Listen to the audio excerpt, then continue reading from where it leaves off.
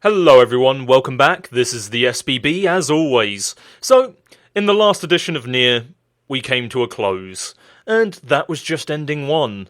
But since the last edition, some new things have become available. That is, the ability to start New Game Plus. New Game Plus in NieR does not exactly start like other New Game Pluses, where you start the start of the game with all of your equipment and your levels and your gold, your fucking fantasy gold, and instead drops you off at the halfway point where you come to resurrect Kaine.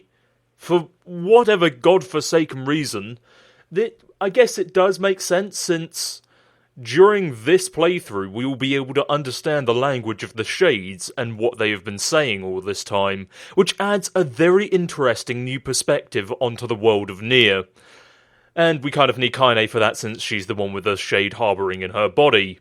So, why not start New Game Plus with a fucking 3-book dialogue of Kaine's past?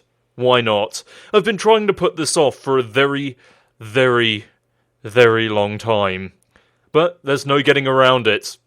So, let's just start up our new game, shall we? I believe this is the save file, it's been a while. And into the world of New Game Plus. At least we don't have to do any more side quests.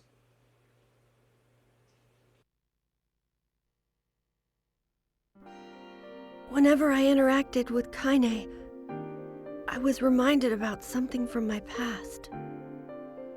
Maybe my mind has been confusing her with my sister this whole time. Here we go.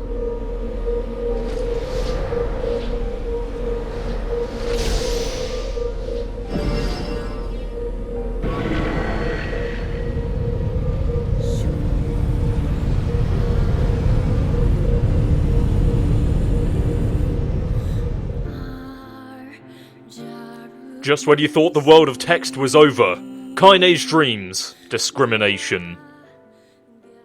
The sound of rain filled the village. The steep cliffs that surrounded the area magnified sound, causing even the slightest drizzle to rattle like a thunderstorm. Thin wisps of smoke streamed from the huts, as the villagers huddled in their homes and waited out the rain. A single child, however, had braved the downpour and was now wandering slowly towards the wooden, hawk-shaped weather vane at the centre of town. The wanderer reached the vane, which had existed for as long as any could remember, and stared. The child's face was simultaneously delicate and fierce, like a teacup that had survived a shipwreck. Those traits combined with a pale white skin to give the face of an almost sexless quality. If the beak turns east, I go home. If it stays west, then I... The child blinked. Rain slowly dripped down the young one's short hair and began its long descent to the ground. Come on. Come on! The child felt a slight breeze and watched as the vane slowly creaked to life. Spinning this way and that for a moment, it finally settled with the beak pointing firmly towards the east. East? Really? Before the vane could move again, a jagged rock came spinning and tumbling through the air, finally striking home against the child's head. The force of the blow dropped the child to the ground as a hail of stones began to fall all around. Oh no, they found me. A heartbreaking smile crept across the child's face as the stones continued their assault. Through the rain, the sound of multiple footsteps grew louder before a voice rang out. Yoo-hoo, Kaine! The voice belonged to Demo, the worst of all the bullies in the area. As Kaine struggled to stand, a final stone came skittering through the mud and bounced against her foot. Blood oozed from a cut above her eye and blurred her vision, but she could make out the shapes of Demo and his usual gang of idiots. The boy seemed taken aback for a moment by Kaine's seeming indifference to the blood dripping from her face, but quickly regained his bravado. What's up, freak? You like the rain? You like getting all wet? Or did you finally decide to run away from home? Though she knew it was futile, Kaine turned to leave. Before she could get more than a few steps, the other children scrambled to surround her, cruelty burning in their eyes. Kaine knew those were not the only eyes on her. The tormentor's parents watched from the safety of their homes. She was attuned to this sensation. It was one she had experienced many times before. While some villagers simply turned a blind eye to the actions of their children, many encouraged it openly. In a society ruled by superstition and fear, Kaine was something to be hated, and if possible, destroyed. "I didn't say you could leave, freak!" Demo's words chewed at her like a worm through an apple. "He can't hurt me," she lied to herself. "Be strong. Be brave. He can't hurt me. He can't hurt me. He can't hurt..." "Oh look! The little freak is gonna cry! What's wrong? Are you sad that everyone hates you and wants you dead?" Kaine prayed for the rain to flood... Kaine prayed for the rain to flood down and carry her away from a world that seemed to have no place for her. But if there were gods, they chose to ignore her. As Demo crept ever closer, the clouds began to thin and the rain slowed. "Even the weather hates me. I'm useless. A failure. I wish Demo's rock had taken my head off." Kaine couldn't meet Demo's leering gaze. She lowered her eyes and stared at the muddy ground below.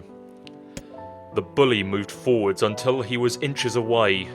She could smell the scent of old meat on his breath. The boy grabbed Kaine's face with thick fingers and yanked it upwards. She tried to turn away, but he forced her gaze back and jammed his thumb against her eyelid to pry it open. "You're a freak!" "No, I'm not." "Did you just say no?" Demo grinned evilly. "You don't say no to me. No one says no to me." Not even taking his attention from Kaine, he called to his cohorts. "Come on, guys! Let's give this freak what she deserves!" It's around this point that people believe that they consider her a freak for her shade augmentation, but that is not the case. That is not the case because the shade hasn't turned up yet, and this is when Kaine was much, much younger. Why are they calling her a freak, you may think? That's because Kaine is a hermaphrodite. Yes, it's canon, and they fucking sort of glaze over it in this. They never directly admit it, but in the grimoire NieR, yes, Kaine has a penis. Big whoop. As soon as Demo finished, kicks and blows began to rain down upon Kaine. Demo paused, still grinning, as Kaine curled into a ball and tried to make the pain stop. "I don't get you, freak! What you acting like a girl for, huh? Everyone knows what you really are!" Kaine ignored the question, choosing instead to stare at the weather vane. It continued to point east, as if supremely confident about the future it had chosen for her. Go home? Yeah, that's a funny joke with for someone with dead parents and no home to go to. "Freak!" chanted the other children. "Freak! Freak! Freak!" Kaine closed her eyes and listened to the rain, waiting for the pain to start again. As the clutching hands of the village children closed around her, she bent her mind to the sound of the rain, letting it become her world entire. And that's my phone. Just a moment. Okay, sorry about that, I'm back now. The rain fell, but the pain never came. Only when the laughter of her tormentors turned to terrified cries did she dare open a single blood-caked eye. Kaine was shocked to see Demo sprawled on the ground, holding his head and screaming in pain. She could see blood welling from spaces between his fat, twisted fingers. Oh my god, he's crying! He's actually crying! Deprived of their leader, the other children glanced back and forth between themselves, as if waiting for someone to step forward and take charge. When no savior emerged, they began an uneasy shuffle away from Kaine. But the young girl was the least of their concerns. Instead, their attention was rapt on the ancient woman standing a few feet away. After struggling for breath for a moment, she finally spoke in a voice thick with rage. "Hurts like a bitch, don't it? Now I suggest you scatter before I throw another one. And if any of you little bastards ever touch my Kaine again, I'll do far worse than throw a rock. You can count on it." The old woman crouched down and gently touched the hand Demo was using to cover the wound. Before he could think to protest, she ground her palm into the wound and twisted back and forth. "Ow!" he screamed, leaping to his feet. "Stop it! What are you doing? Quit whining! Ain't no one ever died from a scratch." "You hit me with a rock, you stupid bitch! A big one! That thing could have killed me!" The old woman shrugged. Death is the best cure for stupid. Demo's face twisted with rage at her words. Locking his eyes on Kaine, he took a step backward and spat on the ground. "Get out! Leave this village! No one wants you here, either of you!" Seeing the old woman grab another stone, Demo and his companions turned tail and ran. As they fled, the old woman grabbed her side and barked out a single laugh. "Ha! Look at the fat boy go! I guess he's healthy enough to run from a fight." The woman's smile faded as she turned her attention to Kaine. Kneeling down, she removed her shawl and placed it around the young girl's shoulders, then produced a cloth from the folds of her dress and began blotting at the blood at her forehead. "Oh, Kaine," she said, "why didn't you fight back? You're stronger than that lot." The words of her grandmother stung Kaine, and she turned away. "Don't be nice to me," she said. "I don't deserve it. Nothing matters anymore."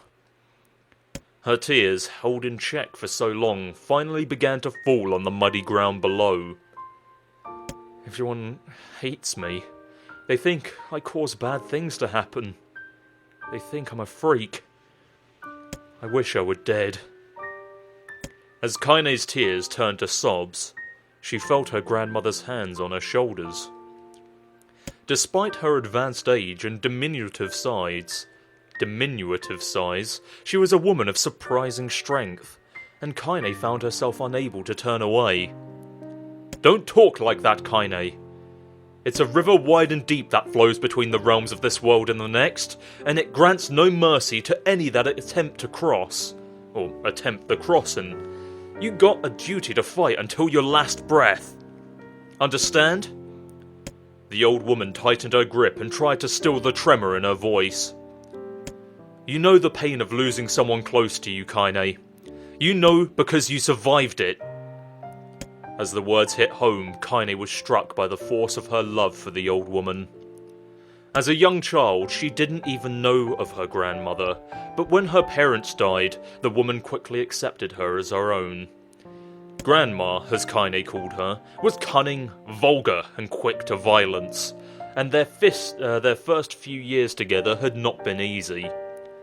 But with each year that passed, Kaine and her grandmother had grown closer.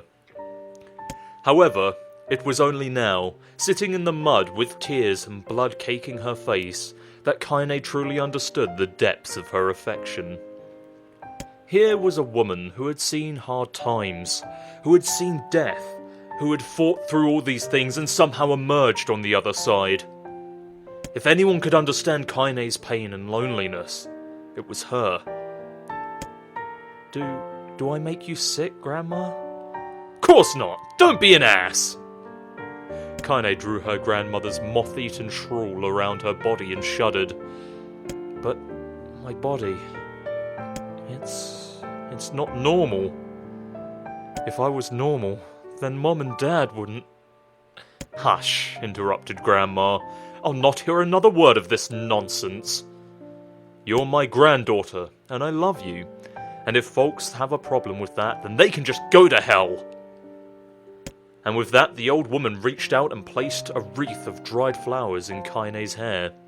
The skill it took to bend the flowers without breaking the stems or losing a single petal was remarkable, and the beauty of it made Kaine want to cry all over again. Oh my gosh, these are lunar tears! Grandma, you made this for me? Lunar tears were the legendary flowers. Most people could live their entire lives without ever seeing one. And yet, her grandmother had somehow collected a dozen or more. Kaine reached up and touched the wreath as if she couldn't believe it was real. Where did you find these? Oh, you know, just stumbled on them one day while I was out doing shopping. The old woman turned away as she was explaining, leading Kaine to suspect that the search had been much more difficult than she was letting on. The pains she took to construct the ornament, let alone track down the flowers used in its construction, made Kaine's heart hurt. She reached up and gently adjusted the wreath, admiring the way it felt between her fingers. Didn't quite turn out right, said her grandmother as she squinted at it. These old hands have trouble with delicate work, but it sure looks good on a pretty girl like you. Kaine blushed and turned away. You think I'm pretty? Course you are! What a fool thing to say! Thank you, Grandma. Her grandmother smiled. We're gonna be fine, you and me, she said. Long as we got each other, we'll be just fine. Kaine took her grandmother's hand in hers, and the two of them struggled to their feet. As they began the long walk home, Kaine gripped the hand with all her might, as if trying to stop smoke from drifting away on the wind. The rain had stopped.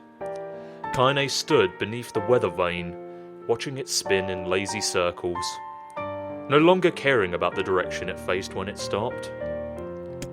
I don't need to escape. I have a home now. Grandma loves me, and that's enough. Even if it's us against the world.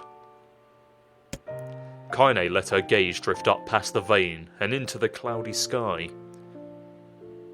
The last faint hints of a rainbow were slowly fading. As she turned and headed for home, the light scattered into a million particles and vanished, seemingly taken away on the breeze.